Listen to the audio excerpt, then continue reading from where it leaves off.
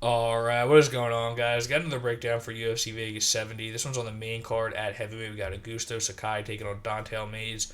Mays gonna have a 4 inch advantage in reach. He's also 3 inches taller. They're the same age, 32 years old. So I guess I'll start with Dante Mays.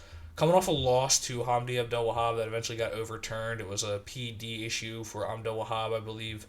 But yeah, split decision loss. I thought it was 1-3 for Abdel Wahab. Right decision was made. He it was a really fun fight. Dontel Mays.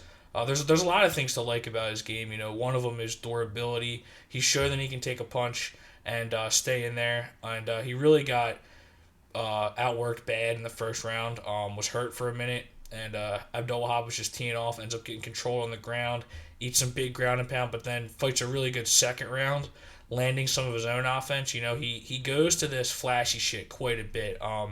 Spinning elbows, like jumping switch kicks, jumping knees, Superman punches, like all that shit. And I generally don't like that. Like on one hand, it's good to have that element to your game, and makes these guys unpredictable, and they do that. But when you're just spamming it all the time, especially against a crisp counter striker, you're gonna run into trouble. You're also gonna run into trouble with Gas Tank, but he's had some success with that in some of these fights.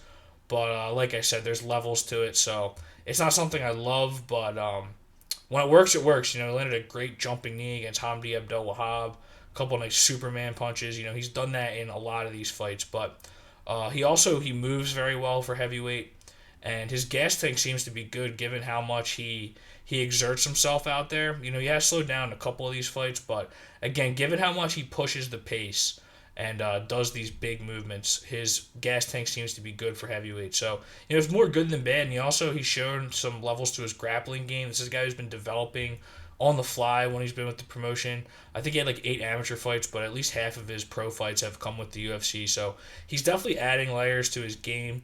Against Rodrigo Nascimento, I think it showed that he doesn't handle pressure all that well. Nascimento is in his face, and he has a good submission game. He was staying in his face, landing strikes though. Didn't allow Mays to move freely and get into his unpredictable striking rhythms that he likes to get into. That is worth keeping in mind. That's a possible path to victory against Mays. But he did fight a decent fight against Cyril Gane. He was in there, landed some of his own offense, but it was more or less Gane was winning that fight comfortably. I would say 30-27 clearly, and then he just gets a heel hook at the end just for the fuck of it. Those body kicks were really a problem for Mays in that one. But yeah, overall Mays trending up. I like what I've seen. He's added some layers to his game and a huge opportunity for him. This would be his biggest win in his career for sure, but it's also a huge fight for Augusto Sakai, who needs a win or he might get cut. He's lost 4 in a row, but this is all elite competition. The first of these losses found himself in a main event against Alistair Overeem, and I thought he was up 2 or 3 rounds to nothing. Maybe I think it was 2 rounds. He won pretty comfortably on the feet, and then Overeem started working in these takedowns in like the third, fourth, fifth round. Started landing some heavy ground and pound, and eventually gets him out of there with ground and pound in the fifth round. But again, it was a good technical fight for the first 2 rounds. He was out striking Alistair Overeem against Jorginho Rosenstruik. Doesn't really get much respect, man, when you really think about it. He does have a ton of knockouts, for considering the amount of time he's been in the UFC, and he only needs one. He landed one big flurry in that one, and ended up putting him out right at the end of the first round. So not a lot of output there, not a lot of output against Tai Tuivasa.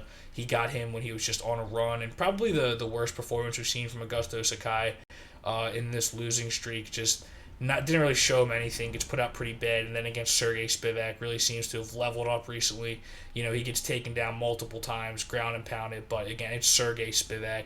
He did fight his way back up to the feet, so it'll be interesting to see if Dontel Mays wrestles, because on the feet, Augusto Sakai has really good counter striking. That is like his game. He's got like a Muay Thai base. And he's very, very patient. He manages his gas tank very well, attacks in bursts, and the counter striking is really good. He's also got really good low leg kicks when he's on his A game, and those could be a big factor in this fight. May's really heavy on his lead leg. He relies on a lot of movement, and he hasn't checked leg kicks all that well in his career. Augusto Sakai could chew his leg up really fast if he goes to that. And, like perfect example against Chase Sherman, 1 round of cardio for Sherman, but his leg was really chewed up at the end of the first round. He has the ability to do that. But yeah, man, when you look at Augusto Sakai, you see the 4 losses and, a few knockouts, and it just doesn't look good. You forget when the last time he looked good was, but styles make fights, and that counter striking is gonna be a big factor in this one. He's also pretty good in the clinch. He's got good knees in the clinch. He's good at controlling position. Takedown defense is pretty decent, but if he gets taken down, he will be in trouble for the most part. But I mean, against Sergey Spivak, he did manage to get up like 3 or 4 times, and it's Sergey Spivak. He's a much higher level wrestler than Dontel Mays. So again, it'll be really interesting to see if Mays wrestles in this one. I also think that the body kicks for Mays could be a good weapon to go to. Sakai, pretty vulnerable to body kicks with his hand position, but yeah, mostly a counter striker, like I was saying, but he will push the action, and when he commits, he lands these really extended combinations, usually punctuates them with knees, and he looks really good when he does decide to take the center. Again, just a very calculated striker when he's on his A game, and he's really fun to watch if you really like deciphering it. I mean, I think I'm overselling it, but the counter striking is fun to watch when he's in a rhythm. So we look at the odds here. We got Augusto Sakai at -140, Dontel Mays at +120. When I initially looked at this, I wanted to pick Mays. I thought he's ascendant. I'm just looking at those 4 losses for Augusto Sakai. I knew it was against high level competition, but it's just like it's 4 losses. But when you go back and watch the tape, I just think that Augusto Sakai's counter striking and leg kicks, those are 2 things that are a huge factor against Dontel Mays. And with Dontel Mays doing all the rushing in and the jumping shit and the spinning shit, I think he's going to run into a lot of trouble in this fight if he does that. But it really could go either way. Like, there's a million different ways this fight could go. If it goes to decision, it's a tough call. It could be, I think that Augusto Sakai will end up landing the most significant strikes of the fight, but Mays could outwork him.